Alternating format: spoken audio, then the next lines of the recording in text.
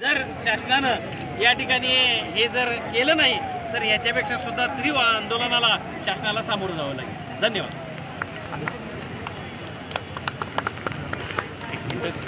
आज जे शिक्षकाचं आंदोलन आहे हे नवीन मागण्यासाठी नाही.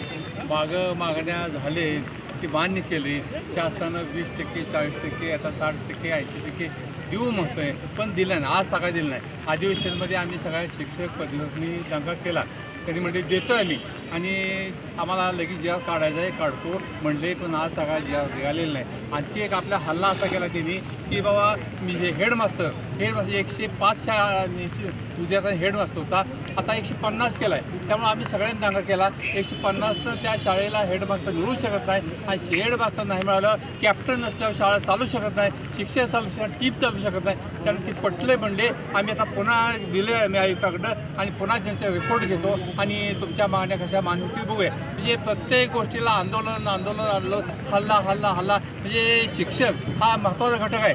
शाळा म्हणजे विद्यार्थी तसं देश घडवण्यासाठी, समाज घडवण्यासाठी त्याचं योगदान मोठं असते, पण त्याला सुद्धा प्रत्येक गोष्टीला रस्त्यावर यायला लावलं तुम्ही, हे कितपत योग्य आहे? ते योग्य नाही. आता जे राज्याचं बजेट झालं, केंद्राचं बजेट झालं, शाळेला किती दिले, शिक्षणाला किती दिलं तेवढं मागचं दिलेलं नाही. आणि यंदा फडणवीस साहेबांनी काल केलं की आम्हाला एवढं दिले, पण तुम्ही मेट्रो दिलं, Mumbai metro, Pune metro, Nagpur metro ह्यानं दिलं, आम्हाला दिलं नाही. आमच्या शाळांना दिलं नाही. आमच्या गळक्या पटक्या मोडक्या शाळा तशाच आहेत. मुलं येतात का त्या शाळेत मुलं कशी घालायची? हे आपल्याकडं जे सामान्यांचं शिक्षण आहे आणि सामान्यांचं हक्काचं शिक्षण आहे ते कायदा शासन केला आहे, तोच संपवायचा चालला आहे. शासन संपवू शकत नाही, तर आपल्याकडे संपवायचा चालला आहे. हे सगळं जे निषेध द्यायचा केला पाहिजे. आणि तुम्ही सुद्धा ते सगळ्या गोष्टी जाणून घ्या. पेमेंट तुमचं होईल त्यासाठी आम्ही कोण सोडत नाही, तुम्ही सोडू नका. पण ज्या बाकी समस्या आहे त्यासाठी सुद्धा तुमचं आंदोलन व्हावं आणि हल्ला व्हावा अशी माझी विनंती. धन्यवाद.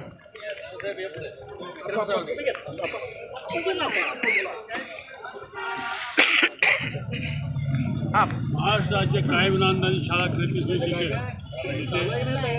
जिथे जगदाळे सर आणि सगळे सहकारी आणि सांगलीच्या कानाकोपऱ्यातून आलेले नांदान शाळेतले शिक्षक, मुख्याध्यापक, शिक्षिकेतर, बंधू आणि भगिनी, आज मी पहिल्यांदा सगळ्यांना धन्यवाद देतो की आमचे सगळा शिक्षक वर्ग आज शाळा बंद ठेवून, दुर्दैवाने शाळा हाऊस नाही, शाळा बंद ठेवून आणि गुरुपौर्णिमेच्या पार्श्वभूमीवर ती शाळा बंद ठेवून त्यांना रस्त्यावर जावं लागतं.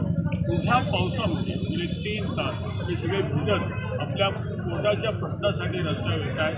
की सरकारचे सगळे कान डोळे हात सगळे पाहत आहेत. मी त्या सगळ्यांना म्हणजे माध्यमांना सुद्धा असे विनंती करेन की त्यांच्या ह्या व्यतिरिक्त तुम्ही सगळ्यांनी तुमची लेखणी, तुमचं लेखन सुद्धा चांगल्या पद्धतीनं त्या प्रकारची तुम्हाला पहिल्यांदा विनंती करेन. मित्रांनो, त्या शाळा 2002 पासूनच्या त्या शाळांचं वय आत्ता 22 वर्ष. त्या शाळेमध्ये नोकरी करणारे शिक्षक त्यांचं वय आता 45+, 45पेक्षा जास्त आहे. या वयात त्यांना गेली 10-12 वर्ष पहिल्यांदा 2009पर्यंत काही नव्हतं. 9ला मूल्यांकनाचा कायमसुद्धा करता, पुन्हा तो GR करायला 11 साल उजाडतो आणि प्रत्यक्ष मूल्यांकन करून त्याला 15-16 साल होतं. म्हणजे अगदी 15-20 वर्ष काही नाही.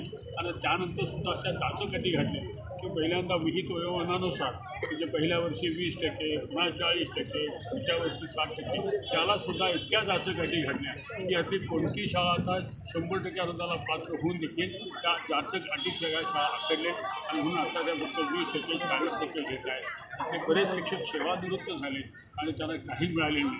ही स्वतंत्र भारतातली शिक्षकांची व्यथा, भयानक मोठी व्यथा आहे. म्हणून त्यांना हे त्यांना वेतन मिळालंच पाहिजे आणि सरकारनं आता हे सगळं बाजूला ठेवून त्यांना 100% अनुदान, पगाराचं अनुदान त्यांना दिलंच पाहिजे. आमची पहिली मागणी या मोर्चाच्या निमित्तानं त्या मागणीकडे आपण लक्ष देतो. कारण त्या विचार उपासमध्ये मरत आहेत, त्यांना 100% पगार झालाच पाहिजे. त्याचबरोबर त्यांची जुन्या पेन्शनची मागणी तीही त्यांना जुनी पेन्शन मिळालीच पाहिजे. ही तुझी दुसरी मागणी आहे. मगाशी उल्लेख केला 15 मार्च 2024चा शासन निर्णय जो संच मान्यतेचा तो एवढा जाचक आहे की आमच्या संच मान्यतेमध्ये सुधारित स्टाफिंग पॅटर्न म्हणायचं आणि त्याच्यामध्ये जे नोकरी काम करत आहेत त्यांना नोकरी तरी कमी कसं करायचं आहे त्याचं डॉक्टर्स करायचं आहे. की शाळा स्कूल विदाउट टीचर, शिक्षकच नाहीत अशा शाळा करायच्या आहेत का? मिंडवाडे घडवायचे आहेत का? अशा तऱ्हेची गंभीर समस्या आपल्यापुढे येते आहे आणि म्हणून तो शासन रद्द करा आणि जुन्या पद्धतीनंच असंख्य मान्य झाल्या पाहिजे. आमची पुढची मागणी त्याच्याविषयी अशा अनेक महिने त्यात एका मागणीला बोलून सांगतो ते म्हणजे वेतनेतर अनुदान त्या नसल्यामुळे येणाऱ्या पगारातून माझ्या शिक्षकाला महिन्याला 1,000-2,000 शाळा चालवायला घालाव्या लागतात. किंमत असेल तर कलेक्टरच्या कचेचा खर्च देखील कलेक्टरच्या पगारातून घ्या ना. आमच्या शिवच्या गुलाबचा खर्च देखील त्यांच्या पगारातून घ्या ना. आमचा मास्टर इतका गरीब आहे म्हणून त्याच्या पगारातून शाळा चालवते. पुढच्या वेळेस तुम्ही आता राज्य करताना जमिनीवर या आणि आमच्या सगळ्या व्यथा ताबडतोब सोडवा. नाही तर याचे दुष्परिणाम आम्ही सगळे रस्त्यावर उतरणार, हा पोटासाठी रस्त्यावर उतरणार. आम्ही सगळे लोकप्रतिनिधी शिक्षक आणि प्रतिनिधी त्यांच्या पाठी आम्ही सगळे पक्ष विचार डोक्यात न घेता त्यांच्या पाठीची ठामपणे उभा राहणार आहोत आणि त्याचे दुष्परिणाम राज्यकर्त्यांना तुम्हाला भोगावे लागतील. ती दुर्दैव वेळ तुम्हीच तुमच्या अनुमान घेऊ नका असं आवाहन.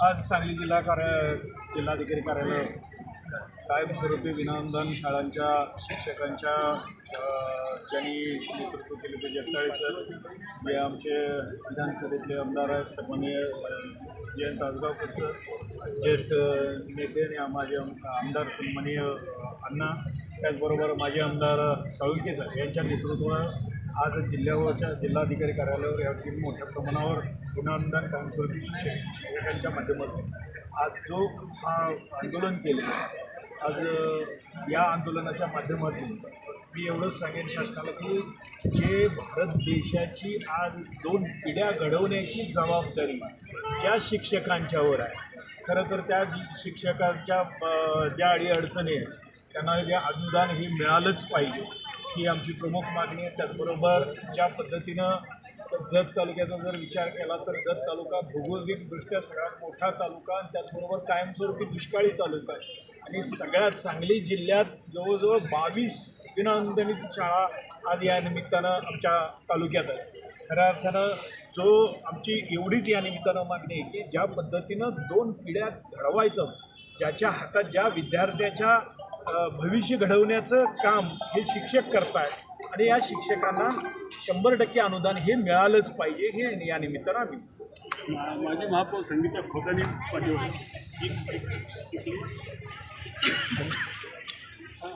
आज हा जवळजवळ 22 शाळांचा विनाअनुदानित शाळांचा आपल्या जत तालुक्यातील जो मोर्चा काढलेला आहे, शिक्षक सगळे सांगली जिल्ह्यातनं संपूर्ण सांगली जिल्ह्यातनं हे शिक्षक रस्त्यावर उतरलेले दिसतात.